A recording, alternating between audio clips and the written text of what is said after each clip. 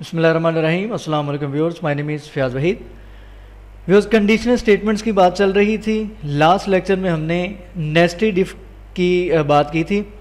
Conditional statements में ये switch statements जो है ये लास्ट लेक्चर होगा। इसमें किसी भी किस्म की कोई भी क्यूरी हो तो आप पूछ सकते हैं। इसके बाद नेक्स्ट हम स्टार्ट करेंगे टॉपिक लूपिंग का। लूप्स क्या होते हैं।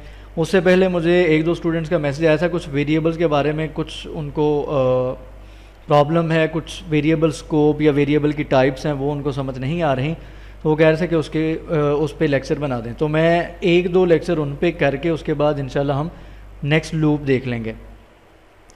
तो स्विच स्टेटमेंट हम कब यूज़ करते हैं और इसका फ़ायदा क्या है और इसको किस तरीके से यूज़ किया जाता है। यहाँ पे मैंने एक छोटी सी एग्जांपल राइट की है कि अगर हमारे पास एक वेरिएबल है जिसमें मार्क्स मैंने 40 राइट किए हैं और एक इफ़ कंडीशन है, अगर मार्क्स 40 के इक्वल हैं तो ये मैसेज आ जाए, अगर मार्क्स 50 के इक्वल हैं तो ये मैसेज आ जाए, और फिर ये थर्ड कंडीशन है मार्क्स 60 हैं तो ये मैसेज आ जाए।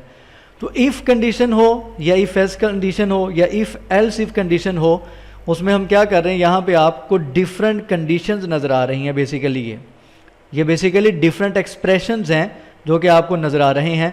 लेकिन स्विच स्टेटमेंट्स में क्या होता है, आप जस्ट वंस एक दफ़ा ही कंडीशन या एक दफ़ा ही एक्सप्रेशन राइट करते हैं और डिफरेंट केस बना लिए जाते हैं। हर केस को उस कंडीशन के साथ या उस एक्सप्रेशन के साथ कंपेयर किया जाता है। जो केस उस एक्सप्रेशन के साथ मैच कर जाएगा उसका कोड एग्जीक्यूट हो जाएगा और बाकी जो होंगे वो एग्जीक्यूट नहीं होंगे, वो ब्रेक कर दिए जाएंगे। तो इस इतनी इफ़ कंडीशन से बचने के लिए 2, 4, 5, 6 हम क्या करते हैं, हम डिफरेंट केस बना लेते हैं और स्विच का फंक्शन यूज़ कर लेते हैं या कंडीशन यूज़ कर लेते हैं। सबसे पहले तो उसका सिंटेक्स आप देख लें कि उसका सिंटेक्स क्या होता है। वेरिएबल लेने के बाद फॉर एग्जांपल यहाँ पे चलें सिंपल, पहले आप उसका सिंटेक्स देख लें। स्विच का आप एक कीवर्ड यूज़ करेंगे, जैसे इफ़ यूज़ करते थे, एल्स यूज़ करते थे, इसी तरीके से स्विच का एक कीवर्ड यूज़ करेंगे और यहाँ पे आप एक्सप्रेशन देंगे जो भी आप लिखना चाहते हैं। फिर यहाँ पे करली ब्रेसेस ये स्टार्ट हो जाएंगी और यहाँ पे हम डिफरेंट केस राइट करेंगे। फॉर एग्जांपल मैंने लिखा केस 1, ठीक है। केस 1 लिखने के बाद उसकी हम आउटपुट राइट कर देंगे। फ़िलहाल जनरल में लिख देता हूँ code to be executed if case match with expression, ठीक है। अगर तो ये वाला केस मैच करता है, इसको 1 लिख लें, केस 1 एक्सप्रेशन के साथ यहाँ पे जो भी कंडीशन होगी उसके साथ मैच करता है तो यहाँ पे जो भी कोड होगा वो एग्जीक्यूट हो जाएगा। अगर ये मैच नहीं करेगा तो क्या होगा, हम इसके बाद एक ब्रेक स्टेटमेंट यूज़ करेंगे। अगर तो कोड एग्जीक्यूट हो जाएगा, इसका मैं आपको बाद में बताता हूँ ब्रेक का। फर्स्ट ऑफ ऑल मैं इसको कॉपी करता हूँ 2-3 दफ़ा। इसी तरीके से यहाँ पे सेकंड केस आ जाता है, थर्ड केस आ जाता है, इसको केस 2 कर लें, केस 3। अब क्या होगा, केस 1 पे चेक किया जाएगा कि यहाँ जो भी कोड लिखा है वो इस एक्सप्रेशन के साथ मैच करता है या नहीं करता। अगर तो करता होगा तो यहाँ पे जो भी कोड लिखा होगा वो एग्जीक्यूट हो जाएगा और ब्रेक स्टेटमेंट क्या करेगी, इस कोड के एग्जीक्यूट होने के बाद नेक्स्ट केस 2 पे नहीं जाने देगी बल्कि इस ब्रैकेट से उसको बाहर ले जाएगी। यानी कि ये लूप आप कह लें या इसकी एग्जीक्यूशन कह लें, वो स्टॉप हो जाएगी, ब्रेक हो जाएगी और इस ब्रैकेट से उसको बाहर ले जाएंगे जो भी है। अगर तो केस 1 फॉर एग्जांपल मैच नहीं करता तो केस 2 को चेक किया जाएगा, केस 2 भी मैच नहीं करता, केस 3 को चेक किया जाएगा। अगर तो केस 3 भी मैच नहीं करता उसके साथ एक्सप्रेशन के साथ, तो हम यहाँ पे एक डिफ़ॉल्ट FAULT डिफ़ॉल्ट का एक फंक्शन यूज़ कर लेंगे, एक स्टेटमेंट यूज़ कर लेंगे और यहाँ पे हम कोड राइट कर देंगे, जो भी फॉर एग्जांपल कोड हम राइट करना चाहते हैं। अब ये जो कोड एग्जीक्यूट होगा, code to be executed if case 1, case 2 and case 3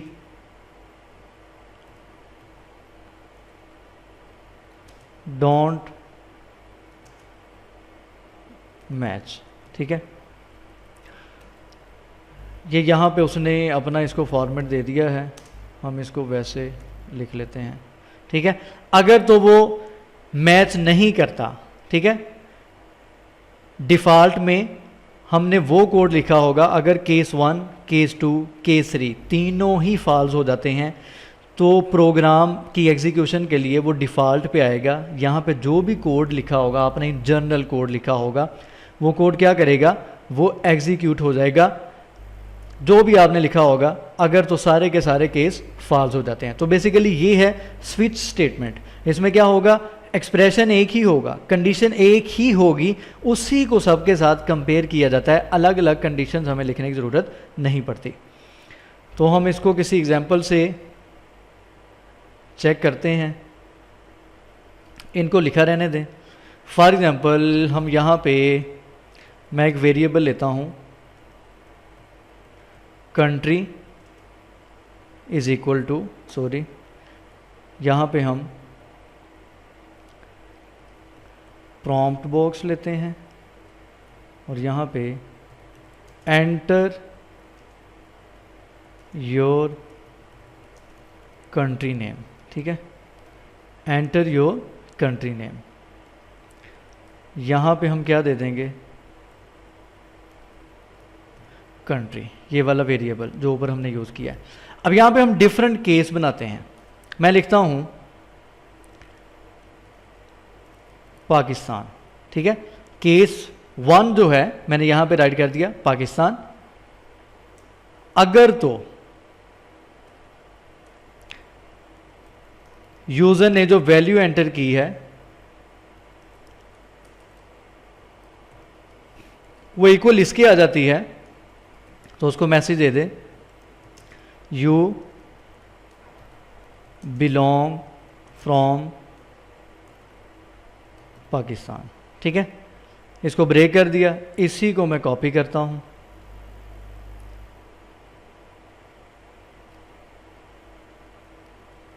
और इसी को हम पेस्ट कर देते हैं। पाकिस्तान की जगह मैं फॉर एग्जांपल यहाँ पे यूएई राइट कर लेता हूँ, यू बिलोंग फ्रॉम यूएई, और इसी तरीके से कोई थर्ड वन भी राइट कर लें। यहाँ पे फॉर एग्जांपल कुछ राइट कर लें, चलें इंडिया के स्टूडेंट्स के लिए मैं यहाँ पे इंडिया का वर्ड राइट कर देता हूँ। ठीक है जी, ये कुछ हमने यहाँ पे केस बना लिए। ये एक केस है, ये दूसरा केस है, तीसरा केस है, और यहाँ पे डिफ़ॉल्ट में हम राइट कर देते हैं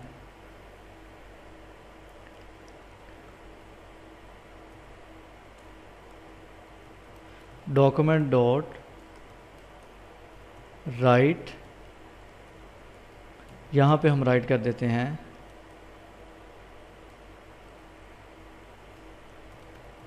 इनवैलिड एंट्री। ठीक है, कोई भी टेक्स्ट फॉर एग्जांपल राइट कर दिया, इसको सेव करें। अब क्या होगा थोड़ा सा देख लें। यहाँ पे मैंने एक वेरिएबल लिया है कंट्री के नाम से, और ये प्रॉम्प्ट बॉक्स में आपसे पूछा जाएगा अपना कंट्री नेम राइट करें।